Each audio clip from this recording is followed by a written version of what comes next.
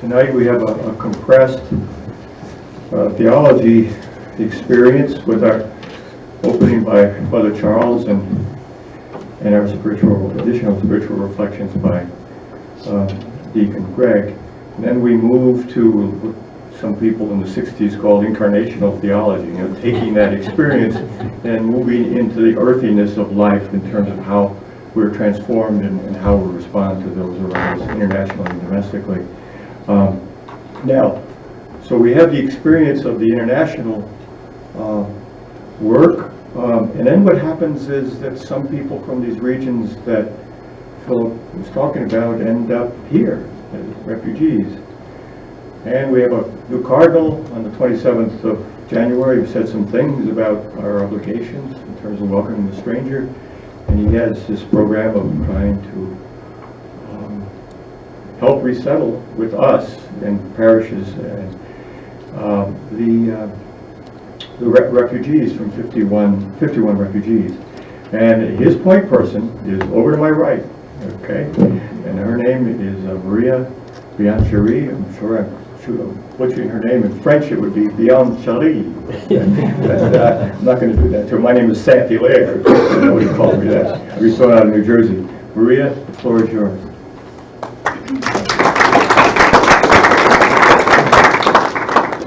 Thank you so much for having me. Thank you for your interest in the Refugee Resettlement Program. It feels very welcoming and like Old Home Week, because we have so many people in the audience who are part of this initiative. Anna from St. Joseph's and Our Lady of Sorrows and St. Gabriel South Orange and Sacred Heart. It really shows that everybody together can have a part, and I think that's what makes our program work. So I just want to tell you a little bit about myself. So my name is Maria, and I am a grant writer for Catholic Charities of the Archdiocese of Newark. Catholic Charities serves the 4 counties of the Archdiocese: Bergen, Essex, Hudson, and Union. We have a number of different programs, like 65, 70 different programs. We serve thousands of people every year. We have we support homeless shelters, food pantries. We have programs for people who are blind, people who have disabilities, people with mental illness. We have just a really huge number of programs. So I encourage you to go to our website and check that out.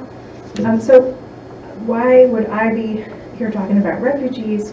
I helped write the grant for Refugee Resettlement Initiative.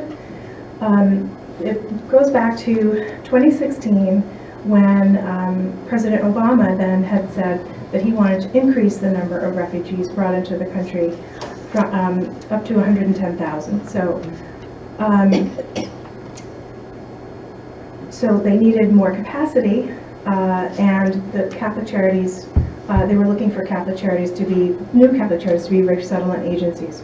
So we applied, and we were just, it's a very long process, as you can imagine, not quite as long as refugees take to get approved. But so then, of course, we got our new Cardinal, our new Archbishop in January. We were so delighted because he came from Indiana, where he had a very strong position on encouraging and welcoming refugees into Indiana. At the time, that was Governor Mike Pence, who of course is Vice President now. So he's very supportive of the initiative, and we're just thrilled to have him.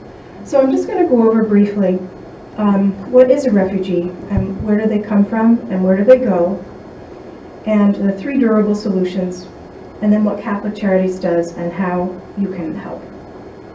So refugees are individuals who have fled their country of origin and who are unable or unwilling to return because of a persecution or a well-founded fear of persecution. There are a certain number of reasons that the types of persecution: political opinion, race, religion, nationality, and social group. There are different distinctions. So somebody is an immigrant to this country. They're typically coming here because they want to take advantage of the economic opportunities. There is an internally displaced person. That might be somebody who is affected by perhaps a natural disaster or like a hurricane or an earthquake.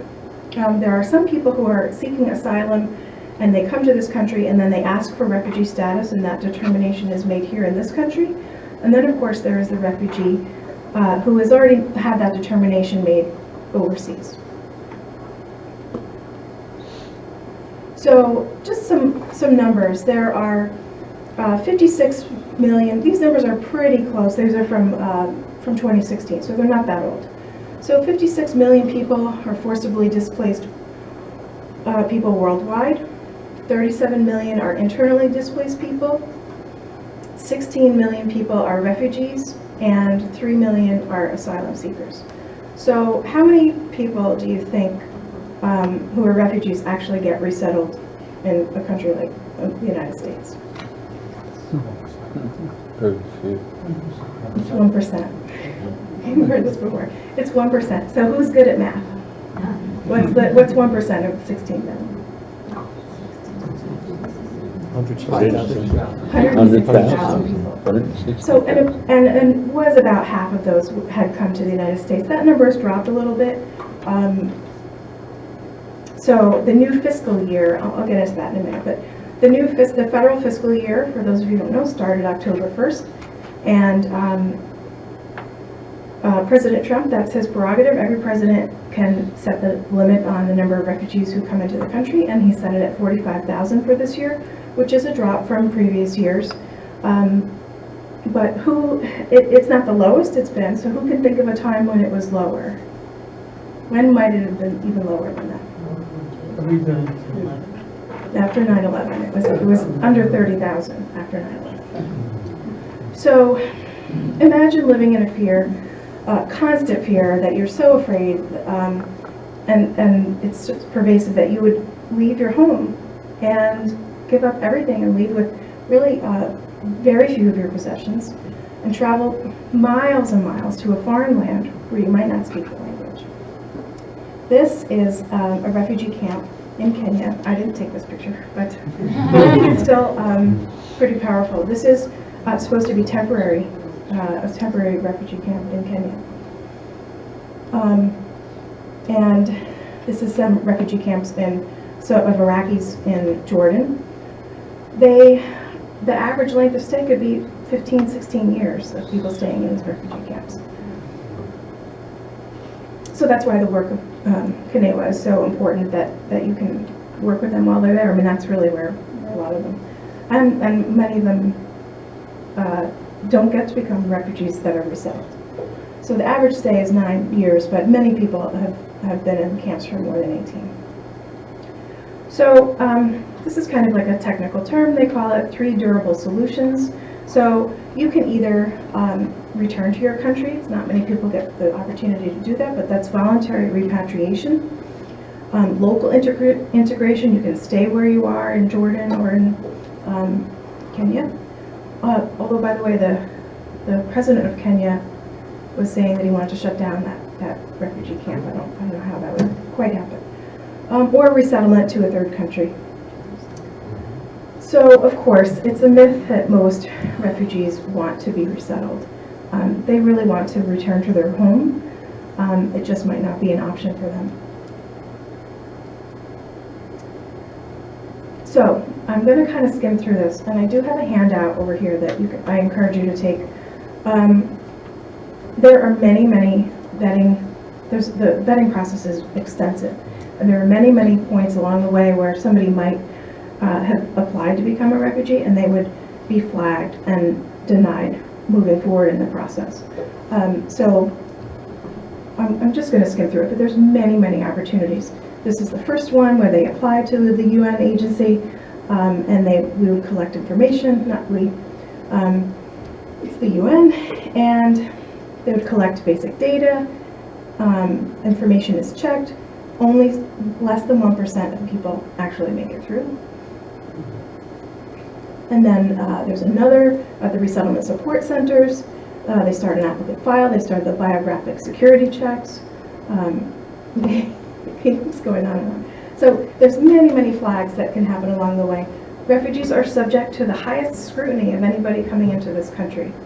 And this might be a little outdated because of President Trump's executive order that had a hold on the refugee program.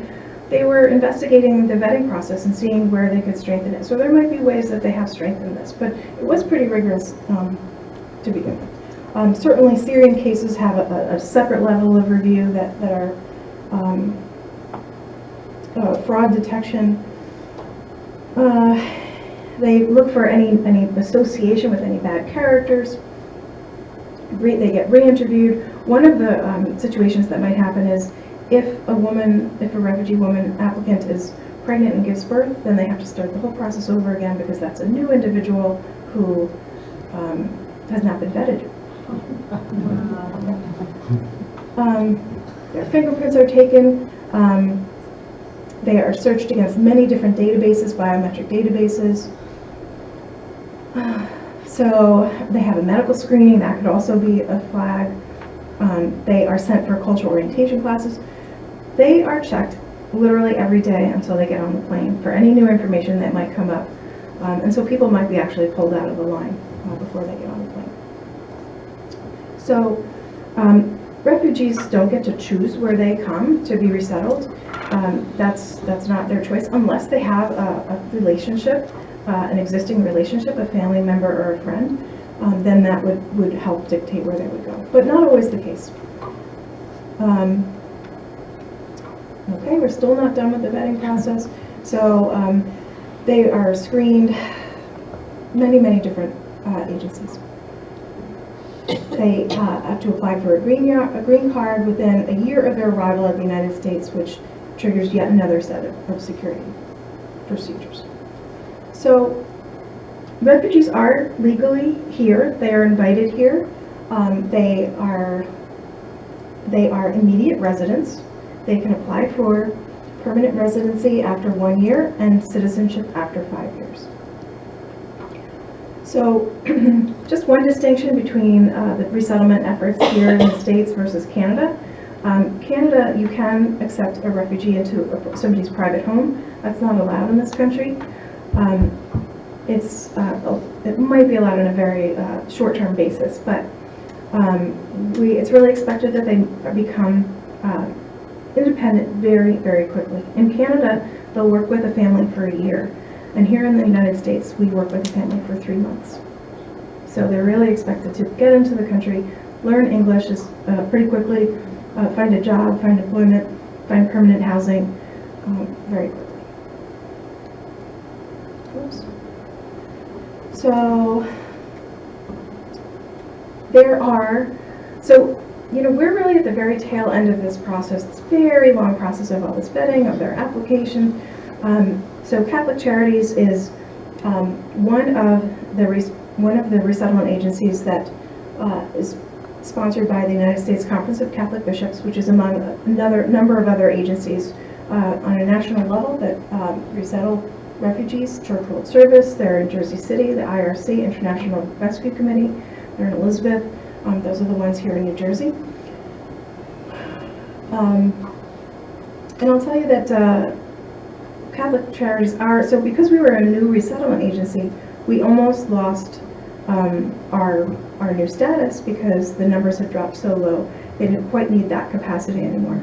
But Cardinal Tobin called down to USCCB and advocated for us, and they said that that not only would the program continue, but it had been lowered to 22 individuals for the new fiscal year, but it's up to 50 again. So we will accept 50 refugees in the new fiscal year, which just started.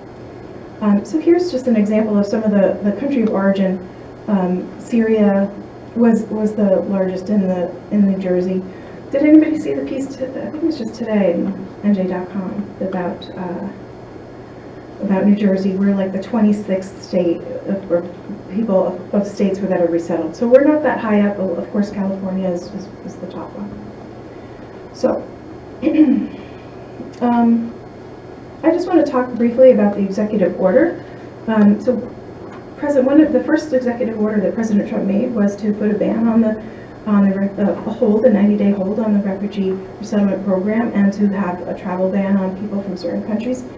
That one expired pretty recently, a couple weeks ago, and it had blocked people from certain Muslim countries.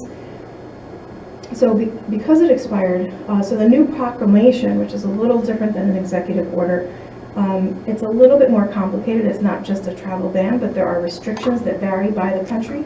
So he added Venezuela and North Korea to that list. But Venezuela, it's really just certain governmental people. It's not really a true ban. So the old executive order had suspended them for 90 days. There may be some exceptions. The refugee rentals are capped at $45,000 for the new fiscal year. The Supreme Court was going to hear this case in October, but they were, because the ban expired and he issued this new proclamation, so they are now perhaps not going to be here anymore. So Muslims made up nearly half of the refugee admissions, but Christians did account for a pretty significant number. So, and actually that, if you look at it over the last maybe 10 years or so, it was more Christians that were admitted. Okay, so over the years, the Congo has seen 16,000 refugees, Syria 12,000 refugees, Iraq. These are people who have been resettled into the United States. The largest number of refugees have actually come from Burma and Iraq over the last 10 years. So, and I just want to go over a little bit about what Catholic Charities does as a resettlement agency. And I don't know if you saw that Pope Francis has a new initiative, Share the Journey, which I thought was really wonderful. And it was similar to what you were saying about the road, that, you know, if we can share the journey and get to know the refugees and spend time with them, and I think it might replace some of that fear with hope and love. So we have to help them find an apartment, which is very challenging. Thank God for Sacred Heart, who is helping us with some short-term housing. We're really blessed to have them as a partner in this. But the cost of living in New Jersey is very high, and these people come in with no credit history, no work history. We have to get an apartment set up for them that a landlord is willing to have them move right in. They're gonna sign the lease that day when they come off the plane, or that next week perhaps. So that's really our biggest challenge in this part of the world. It's just a hugely they just don't get that much money. How much money do you think the refugees get when they come to the United States? Anybody know? Don't say $1,125 per person. Do you think that's per month? Is that per month? No, that's just a one-time pot of money. So it's not a lot of money that they're getting, and that is per person. So a family of 3, that's $3,000. But you know that rent is, you're not going to find anything for less than $1,000 that's going to be any decent, and you have to pay security, and so it's a real challenge. So we help them. We meet them at the airport. We verify all their documents. We serve them a meal at their home. We have an orientation. We provide a basic health screening for refugees, and we provide an in-depth cultural orientation. We enroll them in ESL classes and vocational training, and children are enrolled in school within a couple weeks. We refer them for other wraparound services. Of course, the trauma, you were talking about the trauma. So that's something that we work with, getting them into counseling. We help them with job readiness, helping them write their resume. This is really where volunteers can be so helpful. They can help them with practicing interviews, driving them to appointments.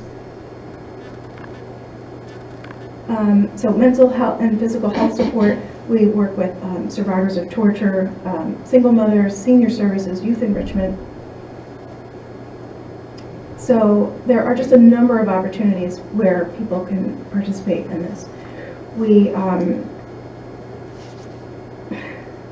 It can be something as simple as donating items to help set up the apartment. We have to set it up from top to bottom. We have to get them can openers and beds and couches and pots and pans and forks and knives and light bulbs and paper and pens, like literally everything from top to bottom. And they, so donating items is always really helpful. We have a warehouse in Cranford where we're storing stuff. Thankfully, I have volunteers from St. Lawrence Maplewood helping us to sort the donations, which is another chore into itself. So that's another project. Setting up the home prior to arrival. It's more hands make the work really go fast. Tutoring, translating, resume preparation, helping with driving to appointments.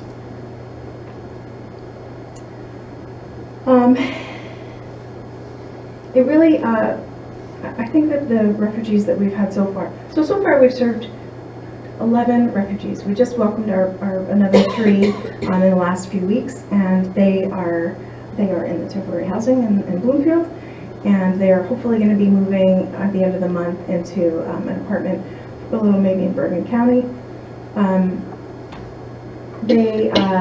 I think they're kind of shocked that people are so welcoming, and that's really, I think that's surprising to me. I didn't really think about that they think that Americans are kind of, I don't know, I think they think we're callous and calculating and monetary and, you know, so focused on everything. So they, so I think they were really shocked at how welcoming everybody has been.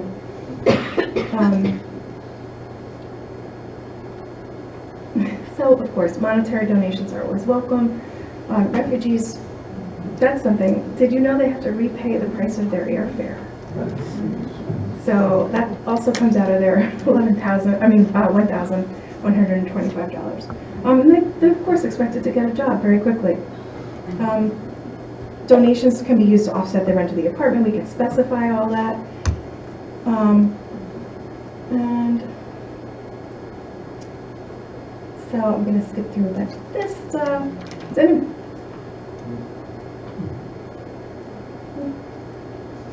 The employment point person. Okay, I'm going to skip through it again. So there's so many opportunities for volunteers to get involved. We can work with a community group like a parish, or it doesn't have to be a community group, it could be broader than that. We've been so grateful to have temporary housing also provided by Clark United Methodist for some of our refugees that were resettled by St. Teresa's, and it's great when everything falls in place and that it works out well. We have that refugee. I haven't even met him, but everybody who meets him says he's wonderful. He is right now working as a busboy, and he got promoted to head busboy. And he is taking classes, ESL classes at Bloomfield College, and he's applying to Seton Hall University. And hopefully we'll get him a scholarship there. So that's one of our success stories. We have another individuals from Afghanistan. They're a little bit of a different case. It's a special immigrant visa. They came in with a mother, father, and a child, and now the mother is pregnant, and so how neat that that child will be a citizen of the United States when that child is born. So I think that's sort of one of the nice ways we can. It's a wonderful example of how the Refugee Resettlement Program can work successfully. Okay, so I'm going to skip through all this. Housing is so critical. It needs to be clean. It needs to be safe. They come in and they're really scared about where they're living. Okay. So Tom, can you just I'll just skip through from there. Yeah, just go to the end if you can.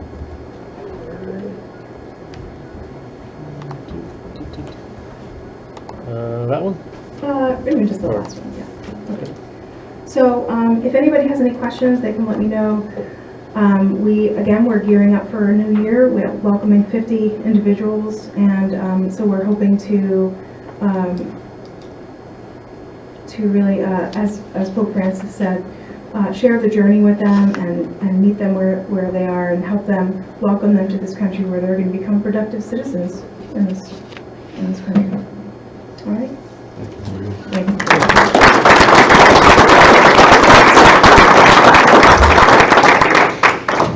Before we move on to question and answers, which we can do until 9 o'clock, I talked to the custodian. He needs to go home after 9:15, and I saw him in church today. He he said okay to that. You're the boss, but he's the man who shows up here. Before we move on to question and answer, though, just my own reaction, and many of you have your own. I was a legal services attorney for 40 years, specializing largely in affordable housing, state and federal housing programs, working with the homeless, near homeless. And what Maria is talking about, our own citizens in the United States, and New Jersey in particular, are in such vulnerable status. So when you're hearing the story of the difficulty that Catholic Charities and some congregations and parishes have in finding affordable housing, that's a systemic problem. So that when we're addressing all these problems are interrelated, and they're not overwhelming. We can deal with it, but we have to be sensitive to when we're dealing with the needs of local populations that are vulnerable. We're simultaneously helping to address the problems that the Cardinal is encouraging us and the Pope is encouraging us. As far as the interfaith part of this, I was very moved by the Pope's November 1st All Saints Day homily in Sweden, where he listed some modern day Beatitudes. He didn't create a whole new ones, he interpreted the existing Beatitudes, and one of the Beatitudes that he affirmed in terms of calling us was the Beatitude in modern day of blessed are those who work in an interfaith way. So we had some praxis here, some practical question of, you've got Teresa of Calcutta trying to place somebody. They go to Park, United Methodist Church, which is part of a Greater Bloomfield Interfaith Partnership, and they help Said, in this case, have a temporary place, and then just a few weeks ago, St. Teresa's was able to find permanent affordable housing. So the interconnections are amazing. I would only say that just to kind of, before we go to question and answer, I invite you, if you haven't already done so, to consider signing both sign-up sheets with two, because they're two different agencies. If you sign up for the Vatican agency, I'm told you will get a year's subscription for nothing. It's yours, and hopefully you'll continue to subscribe. But this is a tremendous piece, and we have the editor right in front of me, Deacon Greg. So thank you for your work. It's very well written. Needless to say, 30 years of journalism, you would oversee that.